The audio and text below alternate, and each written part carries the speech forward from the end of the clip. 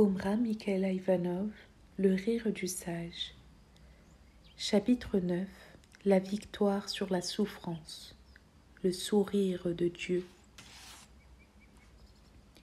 Le sourire est une manifestation plus difficile à définir que le rire, parce qu'elle est beaucoup plus discrète. Le rire est sonore, et quelquefois même bruyant. La bouche s'ouvre, les yeux se plissent ou même se ferment. Tandis que le sourire est silencieux, un imperceptible mouvement des lèvres avec un léger plissement des yeux. Le sourire est un des premiers langages de l'enfant que ses parents et son entourage regardent avec amour. Ce sourire de l'enfant est plein d'innocence et de pureté. Chez l'adulte, il peut devenir ironique, moqueur, hypocrite même. Combien de sourires servent à masquer la colère, le mécontentement, la rancune ou le désir de vengeance.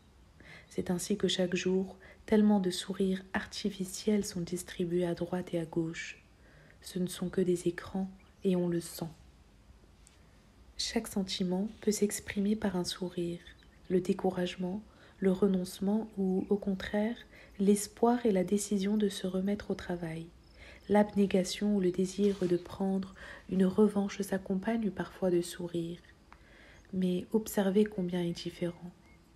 Le sourire moqueur a quelque chose de grinçant. Le sourire de la sagesse est très subtil, à peine perceptible, mais plein de sens. Et je ne vous dirai rien du sourire de la stupidité. C'est aussi à leur sourire que l'on peut reconnaître les créatures perverses. Même si elles ont une belle allure, un beau front, des traits fins et réguliers, leur sourire, quelque chose de tordu qui apparaît au coin des lèvres, trahit leur déchéance. Pas souvent, mais il m'arrivait de rencontrer des êtres pareils, et c'est leur sourire qui m'a révélé leur vraie nature. C'est pourquoi je sais que je ne peux me faire une idée exacte de quelqu'un que si j'ai vu son sourire. Il y a des sourires par lesquels je me sens captivée, comme celui de la mère penchée sur son enfant lorsqu'elle le berce ou le nourrit. C'est le sourire de l'amour parfaitement désintéressé.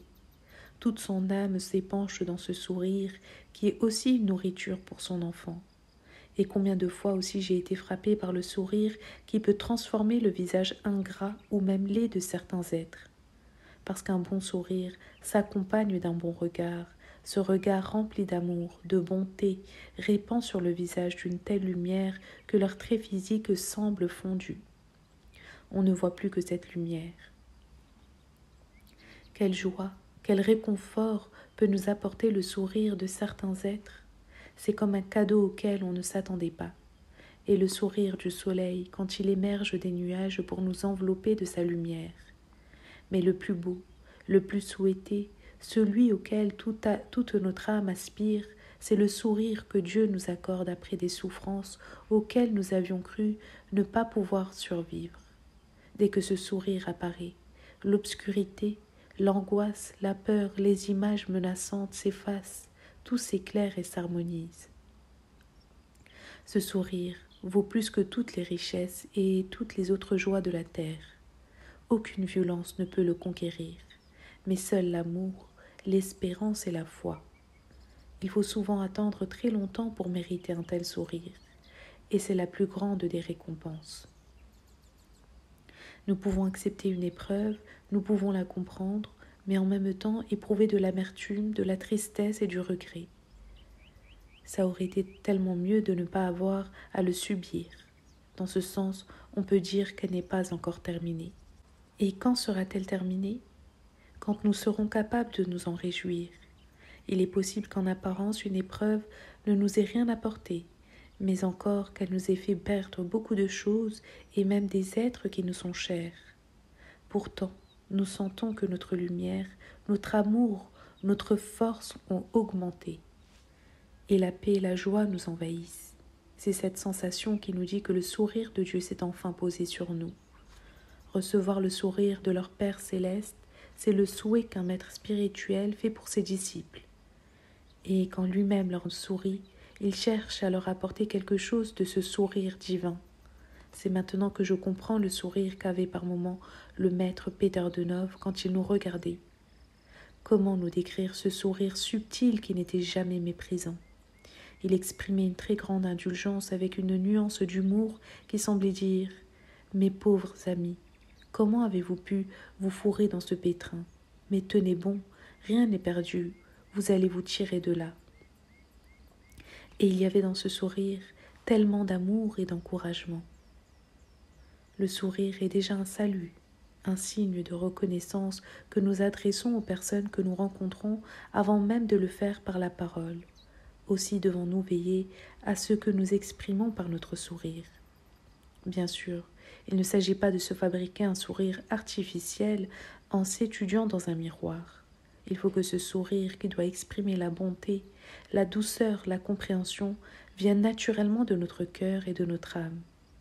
Nous devons donc descendre dans les profondeurs de notre être pour y rechercher le silence, la lumière, et alors les sculpteurs qui sont en nous sauront quels nerfs, quels muscles ils doivent prendre ou détendre.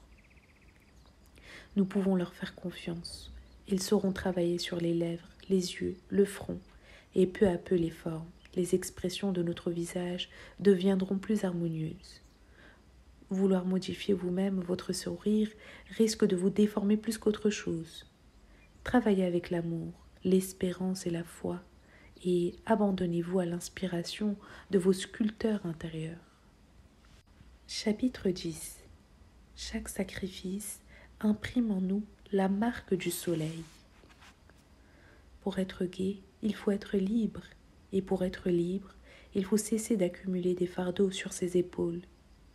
À la gaieté s'associe l'idée de la légèreté. Et qu'est-ce qui nous rend légers? L'amour.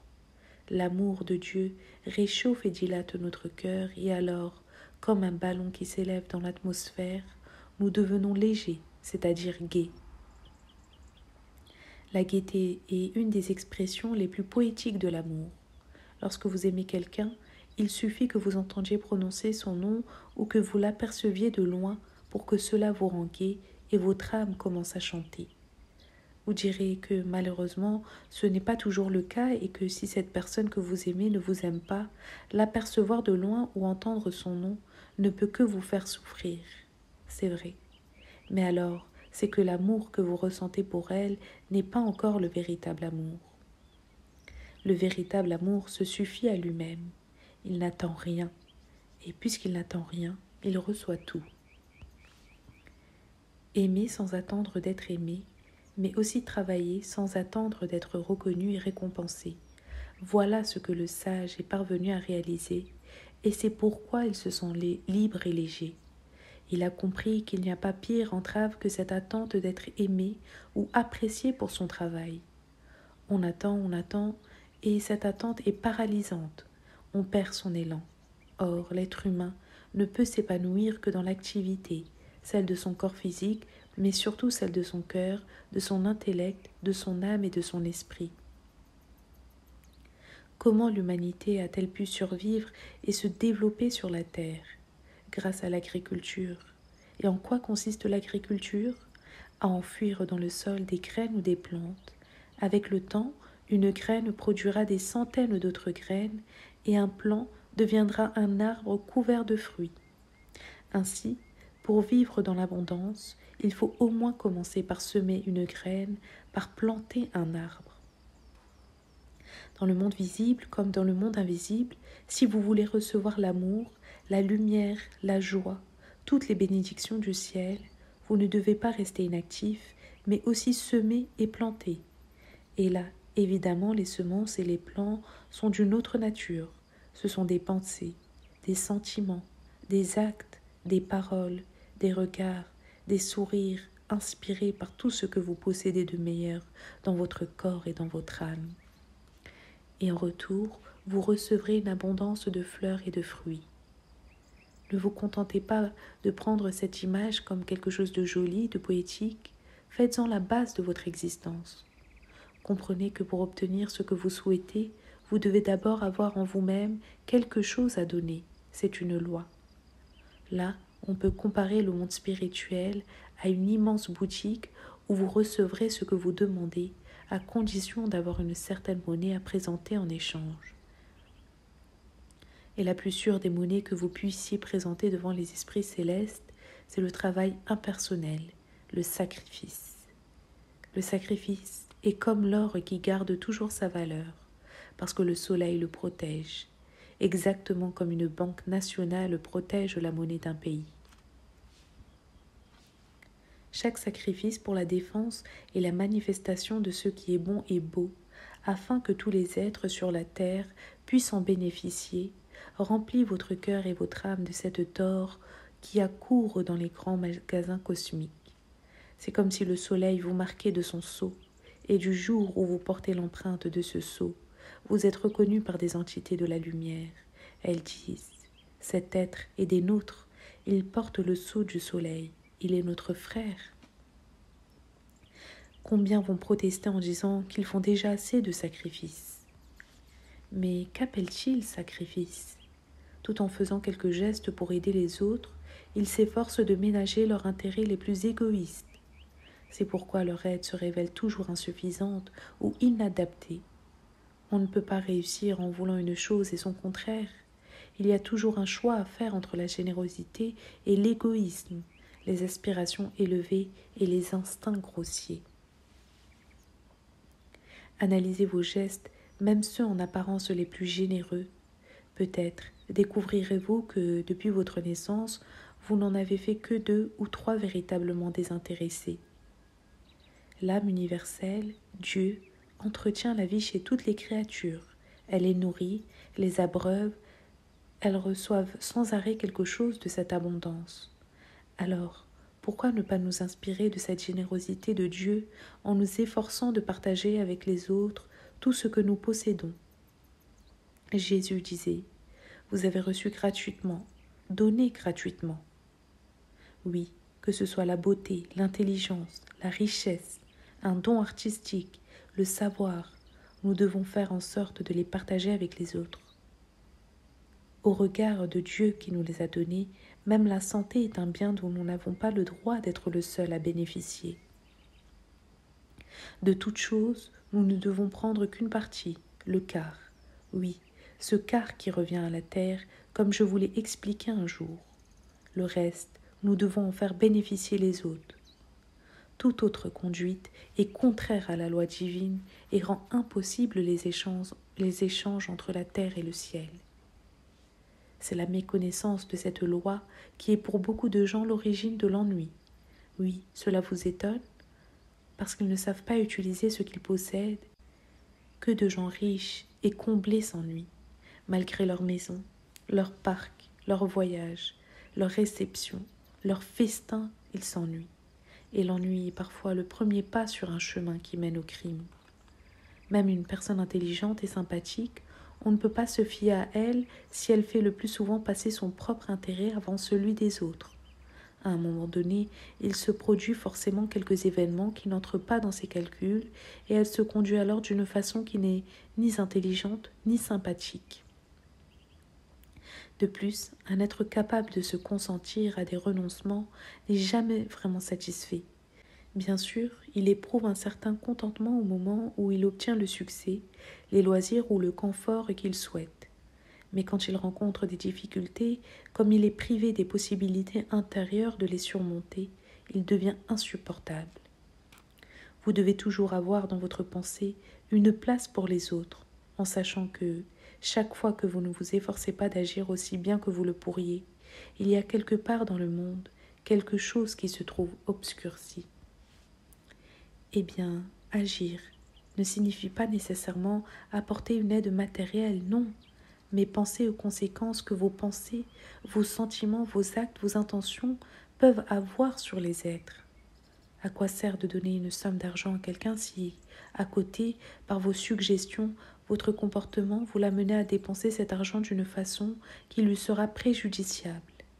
Il y a tellement de solutions pour aider les humains. Ce sont ces solutions que vous devez trouver en sachant que rien de ce que vous faites de bon n'est perdu. Et une fois que vous l'avez fait, n'y pensez plus. Et surtout, n'attendez rien en retour. Soyez comme le soleil qui éclaire, chauffe et vivifie toutes les créatures. Il ne se demande pas si elles en éprouvent de la reconnaissance. La plupart ne sont même pas conscientes de ce qu'elles ont reçu. Vous direz, Mais quand on a travaillé, quand on a d'une façon ou d'une autre apporté de l'aide à quelqu'un, recevoir quelque chose en retour n'est que justice. Oui, c'est la justice. Mais l'amour qui vous pousse à donner sans rien attendre est au-dessus de la justice. La justice habite déjà dans l'homme, mais pas encore l'amour. Même des malfaiteurs peuvent avoir d'une certaine façon le sens de la justice, même les animaux. Et combien de crimes sont commis pour établir soi-disant la justice? Vous avez aidé quelqu'un et, au nom de la justice, vous pensez que d'une façon ou d'une autre, il vous doit quelque chose? Mais si vous vous obstinez à attendre ce qui peut ne pas arriver, vous êtes mécontent, irrité. Il vous vient même un petit désir de vengeance. Et à cause de quoi ruminez-vous maintenant ces sentiments d'hostilité? À cause du bien que vous avez fait. Est-ce que c'est intelligent? La joie que vous avez éprouvée en faisant le bien, pourquoi ne pas chercher à la conserver? En attendant une reconnaissance ou quelque forme que ce soit, vous vous limitez, vous vous assombrissez. Agissez seulement parce que vous sentez que c'est utile et bon. N'attendez rien en retour, et vous vivrez dans la liberté, dans la lumière, parce que le soleil vous aura marqué de son sceau. L'amour est cette capacité d'arracher de nous-mêmes ce qui nous est le plus cher et de le donner au nom de Dieu. Mais cette qualité se manifeste rarement. On voit plutôt des êtres occupés à se battre pour conserver ce qu'ils possèdent et pour s'emparer, s'ils le peuvent, de ce qui appartient à d'autres. Est-ce bien raisonnable de perdre tellement de temps et d'énergie alors que bientôt on sera obligé de tout laisser? Et oui, un jour la mort arrive, et que l'homme le veuille ou non, d'un seul coup, elle le dépouille de tout. Pourquoi n'a-t-il pas appris à donner avant l'heure de la mort? À ce moment-là, bon gré, mal gré, il abandonne tout. Seul lui reste la lumière et la joie qu'il a acquises en sachant donner. C'est dans le travail désintéressé qu'est la vraie vie, cette vie intense qui, même au milieu des fracas de la terre, vous maintient lié à Dieu. Quand vous êtes sûr de travailler pour une cause juste et noble, rien ne doit vous en détourner, ni les moqueries, ni les critiques qui, bien sûr, ne manqueront pas de se produire. Si pour agir, vous vous fiez à l'opinion des autres, si vous attendez leur approbation, vous ne ferez pas grand-chose. Et puis, ils sont tellement changeants. Un jour, ils vous approuvent, et quelque temps après, on ne sait pas pourquoi, ils vous critiquent et se détournent de vous. Il y a dans l'existence des périodes de succès où on est reconnu, apprécié par les autres, et puis d'autres périodes arrivent où on est mis à l'écart. Si on n'est pas habité par l'idée de l'amour, du travail désintéressé, on risque de tomber dans le découragement et l'amertume. Mais si on connaît la loi, on se dit « j'ai fait un travail dans le passé et, en le faisant, j'y ai gagné certaines qualités. Maintenant que les conditions sont nouvelles, je dois certainement faire un autre travail pour développer d'autres qualités. C'est ainsi que vous restez maître de la situation. » En chaque circonstance, cette lumière vous permet de sortir vainqueur des difficultés, parce que vous savez garder votre volonté et votre détermination intactes, c'est-à-dire l'essentiel.